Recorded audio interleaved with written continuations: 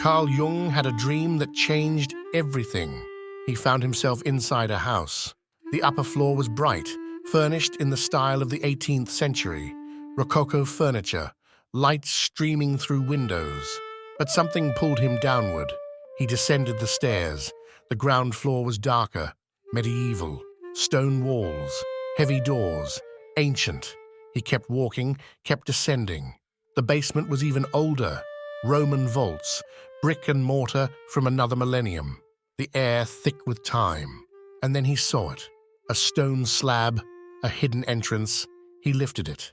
Beneath the basement was a cave, prehistoric, scattered bones, two human skulls staring back at him through the dark. When Jung woke, he understood something that would reshape psychology forever. The house was the psyche itself, the upper floors, consciousness, modern, rational, what we know about ourselves. But beneath, layer after layer of unconscious. Personal memories in the medieval floor, ancestral patterns in the Roman basement, and at the very bottom, in that primordial cave with ancient skulls, the collective unconscious, the realm where all human minds connect across time. Jung realized, some dreams don't come from your personal life, they come from that deep place, that timeless ocean beneath individual consciousness. And he discovered something else. Certain people descend into those depths more than others. If you're someone who sees beneath the surface of things, an introverted, introspective mind that penetrates the visible layers of reality, you're what I call a deep intuitive. In modern typology, this corresponds to INFJ, INTJ, INFP, and INTP. And if this is your mind, you don't just dream, you descend. Your dreams take you into territories most people never touch.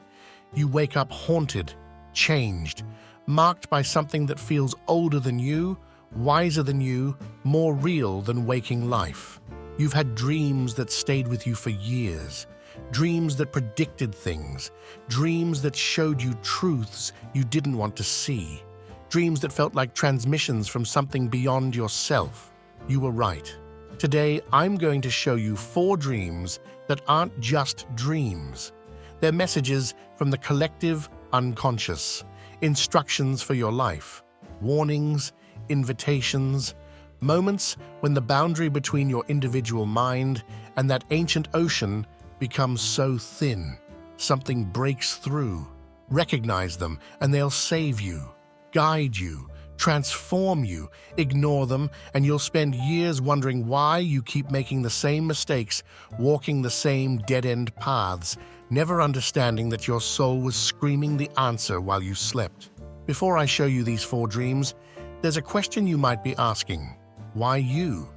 Why do deep intuitives have dreams that feel like prophecies, like visitations, like downloads from another dimension? The short answer: it's the combination of your introverted nature with intuitive perception that creates the conditions for descent. If that's enough for you, you can jump straight to the first dream. Timestamps are in the description. But if you want the full explanation of why your mind is built for this, here's why. Your introversion pulls you inward, away from the external world, into the interior landscape where the unconscious lives. You don't just skim the surface of your own mind. You dwell in the depths. And your intuition? It doesn't limit your perception to the 5 senses like most people. It reaches beyond the tangible, detecting patterns in the invisible, connections that transcend the material, meaning hidden beneath what's obvious. Together, these create a mind that's built for what Jung discovered, the collective unconscious. Jung believed consciousness is just the tip. Beneath it, the personal unconscious, your repressed memories, forgotten experiences, shadow material, and beneath that, the collective unconscious, a psychic substrate shared by all humanity, where archetypes live, where myths are born, where time collapses and future, past and present, bleed together. Most people's dreams never leave the surface, reruns of daily life, fragmented anxieties, noise. But your introverted nature combined with intuitive perception bypasses the personal and drops straight into the depths. You're wired to access that realm, to see patterns that transcend individual experience, to receive what Jung called big dreams, dreams that carry numinous power, archetypal weight, transformative force. These aren't just your dreams.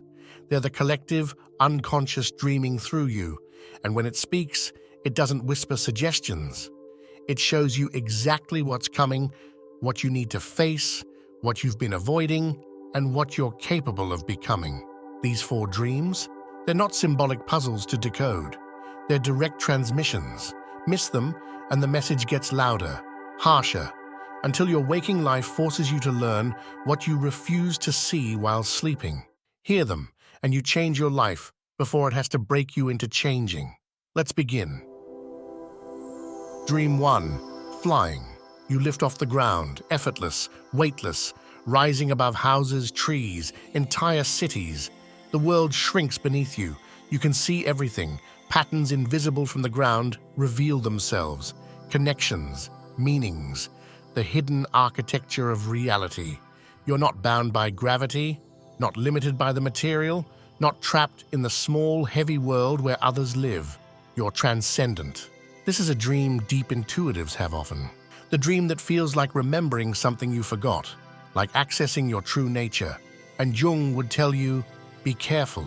Flying dreams carry 2 meanings, and only one of them leads to liberation.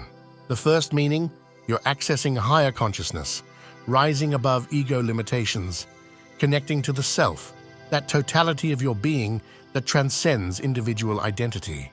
You're intuiting truth from a perspective unavailable to ordinary awareness. This is spiritual ascent, necessary, beautiful, part of your individuation. But the second meaning, you're escaping, fleeing your body, avoiding your shadow, living entirely in abstraction while neglecting the earthly material embodied reality that's calling you. Jung called this inflation, the ego identifying with the spiritual and rejecting the human. Becoming so transcendent you lose your ground, so high you forget where you came from, and the psyche won't allow it. When you fly too high without grounding, you fall. Some of you don't just fly, you fall, plummeting from mountains, toppling off buildings, losing altitude mid-flight and hurtling toward Earth, helpless, terrified. This is the psyche's correction. You flew too far from your body, your instincts, your humanity. You lived too much in your head, in ideas, in pure intuition. You rejected sensation, ignored your physical needs, transcended yourself into disconnection. The unconscious pulls you back, hard. Jung understood falling as compensation, the psyche self-balancing, forcing you to return to Earth before you float away completely. In waking life, this looks like burnout after years of living in your mind. Your body breaking down because you ignored it. Reality hitting you with brutal force after you spent too long in fantasy. The crash you didn't see coming because you were too high to notice the ground. Here's what happens if you recognize it. You ask, am I transcending or escaping? Am I integrating higher consciousness with embodied reality? Or am I using spirituality to avoid being human? You ground yourself. Shadow work, body work, engaging with material reality instead of only living in vision and abstraction. You learn to fly and land, to access the heights without abandoning the depths. Here's what happens if you miss it. You keep flying higher, losing touch with reality, becoming so abstract, so transcendent, so inflated that no one can reach you until the fall comes, and it always comes. The ego death you didn't prepare for, the collapse that destroys what you thought was enlightenment, the brutal return to Earth that could have been gentle if you'd listened. Deep intuitives, flying is your gift, but if you can't land, it becomes your curse. Touch the sky, but remember where you came from. Dream 2, the snake.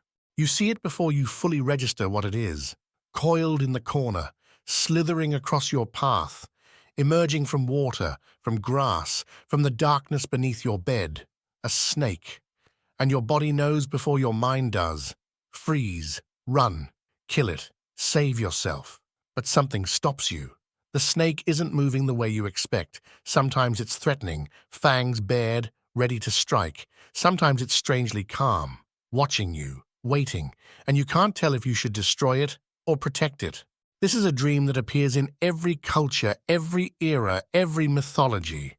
And for deep intuitives, it carries a message that will change everything if you understand it. Jung saw the snake as one of the oldest, most powerful archetypal symbols in the collective unconscious. It's not just an animal, it's a representation of the unconscious itself, primordial, instinctual, ancient wisdom trying to enter consciousness. The snake sheds its skin and is reborn. It lives between worlds, earth and water, seen and unseen.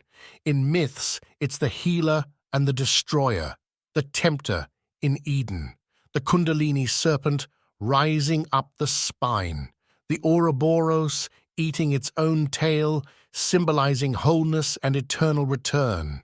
When a snake appears in your dream, the unconscious is showing you something that terrifies your ego but contains exactly what you need to transform. If the snake is threatening you, it's not trying to harm you.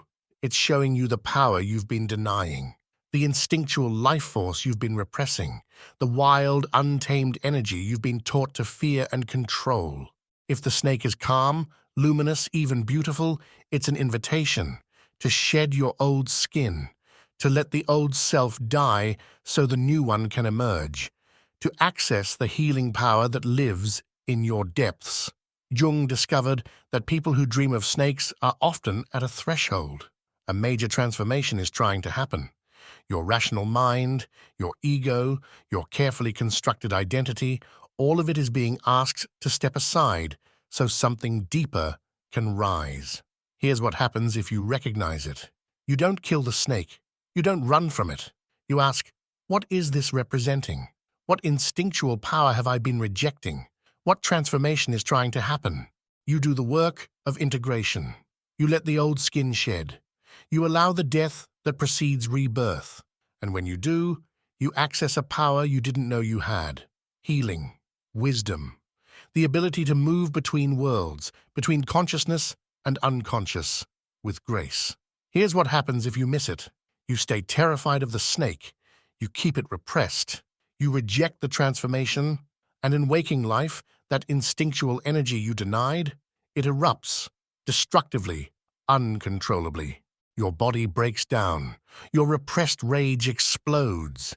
Your denied sexuality manifests in shadow ways. The snake you refuse to integrate possesses you from the unconscious, and the transformation that could have been conscious becomes a crisis. Deep intuitives.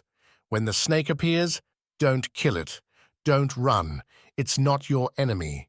It's the unconscious offering you exactly what you need to shed the old and become new. Let it teach you. Let it transform you. Dream 3, the wave.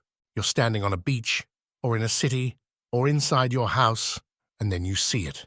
On the horizon, a wall of water, massive, dark, moving toward you with the inevitability of fate. Tsunami, flood, tidal wave so enormous it blots out the sky. You try to run, but there's nowhere to go. It's coming, and it will not stop. You wake before it hits, or you're consumed by it and wake drowning in your own sheets. This is the dream that announces transformation is coming, ready or not. Jung understood water as the unconscious itself, the ocean we're swimming in without knowing it. The depths beneath consciousness that shape everything we think is solid ground. When you dream of massive water, overwhelming, unstoppable, world-ending water, the unconscious is about to flood consciousness. Everything you've kept beneath the surface is rising. Everything you've repressed is returning. Everything you thought you controlled is about to show you how little control you ever had. This isn't a warning you can prevent. This is a warning to prepare. Major transformation is already in motion. A death is coming. A rebirth. A complete restructuring of your inner and outer world. Deep intuitives dream this before. Ego death, spiritual awakening, psychological breakdown breakthrough. the end of relationships or identities that defined you, initiatory crises that unmake and remake you. The wave doesn't ask permission. It comes. Here's what happens if you recognize it. You stop resisting, you don't fight the flood, you prepare, you ask, what in my life is ending? What version of myself is dying? What's trying to be born? You do inner work before the outer crisis forces it. You surrender to the transformation instead of clinging to what's already gone. And when the wave hits, and it will, you move with it. You let it unmake you. Because on the other side is someone you couldn't become any other way. Here's what happens if you miss it. You pretend everything's fine. You ignore the dream. You keep building your life on sand, and then the wave hits anyway.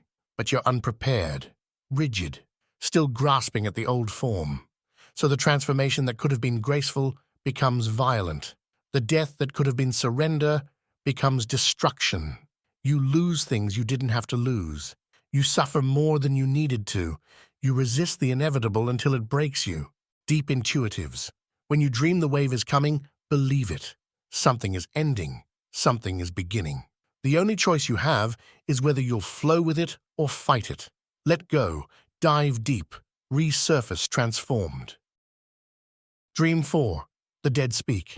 Someone who died appears to you, not as memory, not as ghost, as presence, your grandmother, your father, a friend long gone, or a figure you've never met in waking life, ancient, luminous, carrying weight that makes the dream feel more real than reality.